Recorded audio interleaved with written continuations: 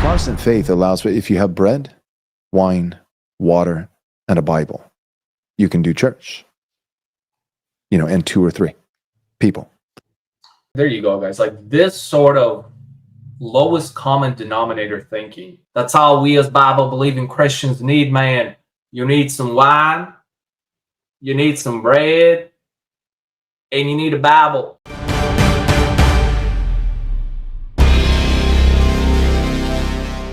Like this sort of lowest common denominator thinking is the reason why you have so many damn sects within freaking Protestantism, dude. Because you're just this is all you need to be a Christian, and then people run up with that and like create whatever form of Christianity they wish to abide by. Like there's no boundaries, there's no church fathers, nothing. It's just Bible, dude. It's however you interpret that Bible, just some wine for communion, man. I mean, some people do the grape juice. Like we're not about that. You gotta have real wine and then bread. Like they think like they're saying something profound. Like this is like it's mind-boggling how like low IQ this is. Like it's hilarious, dude. Like are these guys like incapable of thinking outside of like these low tier, low IQ cliche? And, bro, I didn't need the Bible. It's a wine. It's a bread, bro. I know like I'm not the smartest guy out there, right? Like. I'm an ortho bro, right? I'm just a dumb ortho bro. And you can do church. That'll do. And look how proud Joel is of what he just said. Like, look at his face. Look how proud he is of like just like the most retarded thing. Yeah, like look how proud he is of what he just said. You just need 3 things: wine, bread, and a Bible. And he's got to like look at all the other people, be like, see their like reactions to it, like pat his ego, like, yeah, I'm gonna tweet that later, guys. I'm gonna tweet that later. And yet we've added all these elements, but we've added all the elements are derived all because I don't think that it means you only. I don't think. My point is the Protestant faith. Okay, now he's like. You know what? Look at him like he's contemplating. He's like, you know what? That was probably like pretty retarded, actually, what I just said. What I'm actually trying to say is, that's not all you need. Why? Like, you just backtrack. Like this is hilarious. There's a divine simplicity there. Okay. There you go, dude. You get out of that one, dude. Like, woo. And you can do it anywhere. Okay, to use an analogy, I think there's a reason why. Soccer or football, like a global sport, because all you got to do is put, like 2 twigs in the ground, Oh, like really? That's the analogy. Like he's giving that analogy to like the divine simplicity of Protestantism. For football, all you need is a soccer ball and some goals, man, and some grass and some.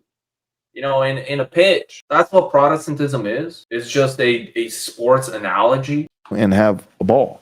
Whereas like water polo, Yeah, I mean, you can give these things to people. They're gonna invent their versions of what football is. Like he's like, you see how like there's a bunch of things that are just right, that he's just assuming within these things. Like he thinks like if you give these people right, like some goalposts or whatever and a soccer ball, like they're all just gonna invent soccer and play it the same exact way, which is not true at all. Like if you were to do that, and like that's exactly the problem with Protestantism. You're gonna have various sects if you just boil it down to this like sort of low tier simplicity that he's calling divine simplicity. She's not even like defining divine simplicity properly, at least the way it's understood in Roman Catholicism.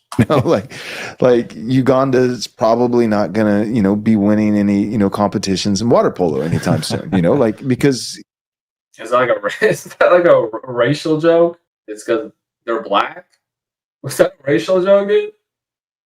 Brother, are you racist, brother?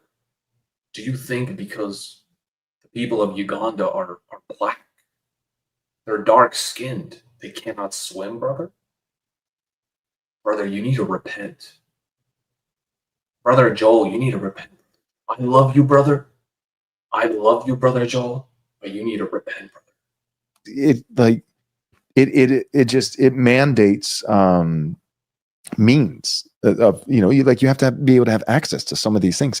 Like the Protestant faith really can thrive everywhere. It can thrive in the first world. Protestantism can thrive, and it kind of comes from their ecumenist minds. Like the Protestantism, it's this sort of blanket, in its blanket terminology, is essentially this paradigm is just ecumenist. It's religious relativism. It's just what it is. But it's like you're in the same boat as Muslims, where they're like Islam, but it's like really in Islam, right? There's all these beefs between the different akidas, or like Hinduism. No, this is true. Like I've had conversations with the Hindus. They're like, no, this is true Hinduism. There's one deity, but then you have like freaking 100,000 sects of Hinduism that disagree with each other, like not even addressing any of these things. And that's like the biggest issue. Like even to get up and give an argument for Protestantism, you have to give an argument for like a certain type of Protestantism. Maybe like the classical Protestant that reformers held, which by the way, like these guys don't even hold to. They disagree with a bunch of stuff that reformers believe. You have to give a case for like this sort of like very specific niche version of Protestantism, which by the way, we don't have in Eastern Orthodoxy. When we argue on behalf of Eastern Orthodoxy, we are in doctrinal and dogmatic agreement, right? There's like theologumena things, right? Things that aren't like really doctrinal, that like you can disagree on and have differences on. But like when you argue for like the Eastern Orthodox worldview, you are arguing on behalf of everyone. That's why it's also such a big deal of like a lot of times, you should have a blessing from your priest if you want to talk about these things online. Or like you probably shouldn't be talking about these things like if you're like an inquirer or something, or if like you don't even go to church and you engage in things, right? Because you're literally arguing on behalf of these giants of the faith, right? The fathers of the church, the historical Orthodox church. That you can't even say that in Protestantism. They just presuppose that they're just arguing on behalf of all Protestants, but they're not, dude.